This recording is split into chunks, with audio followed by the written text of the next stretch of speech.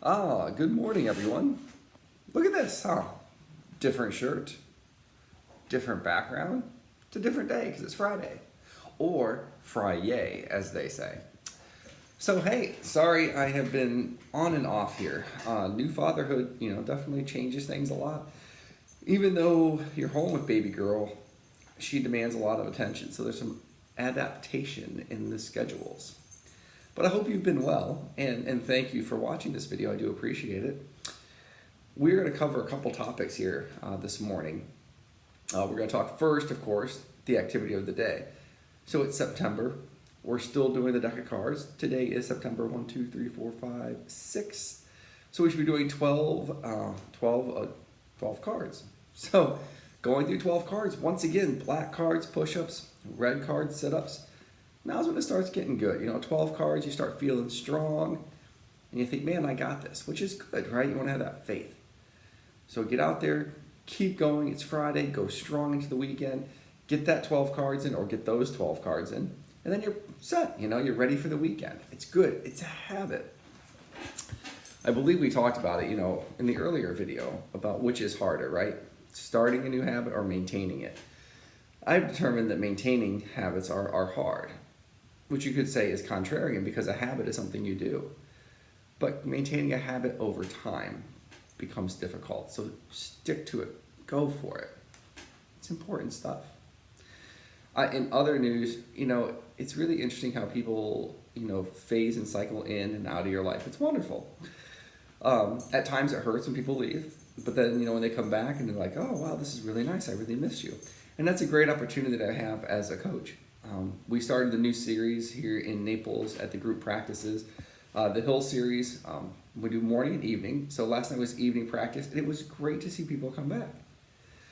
It was really surprising. I have a woman who I train who's up in Canada, and she was in town, and she just knew we were training, so she ended up coming to practice. It was awesome. Hadn't seen her in a while. See some old friends who've trained with me over the years. So great when they come out because they still understand the value of fundamentals coaching. So they've gone through the series, but they wanted to get a little fresher, a little refreshment. And then, of course, new people. It's always amazing, too, when new people come up. And it's interesting. It forces you to ask the question, and really it's forcing me to ask the question, is how coachable are you? So we had one new woman last night who was just, she was coachable. She was like a sponge. She just wanted all the information, and you mean like this? And she just kept applying it and applying it. And trust me when I say there's a lot of information. But she was a sponge. It's great. So the question really becomes like, are you coachable? Or do you say, well, I do it this way. I like this way. And I like people with conviction. So, if you have a way that you do it, that's okay. But if you're coming to a practice and you're paying a coach, when you say well, let me just try it this way. There's a method to the madness. Let's try it. And after an honest effort, if you decide that that's not for you, so be it. Go back to your way. It's a wonderful thing. Myself, how coachable am I? It's a good question. I definitely am, I learn through observation. So I like to look, and if I see someone doing something, they have the result that I want, I mimic the activity. I do believe if somebody's doing it, there's no reason why I can't do it.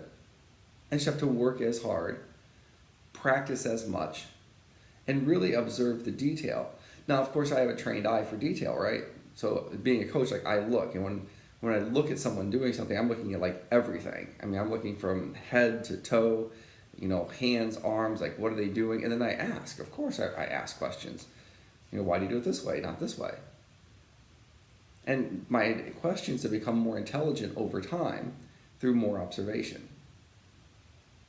So there's a thought for you as far as coachable. And then I'm wrapping it up here with a little personal tidbit is I'm going to be going up to visit my family. Yes. So baby girl, of course, obviously changes things. So I'm going to be going up to Ohio here in the near future to visit my family. I'm going to see my mom, who I haven't seen in, Pete's a decade. My one sister I haven't seen in 21 years. Yeah. So niece and nephew I haven't seen for 21 years.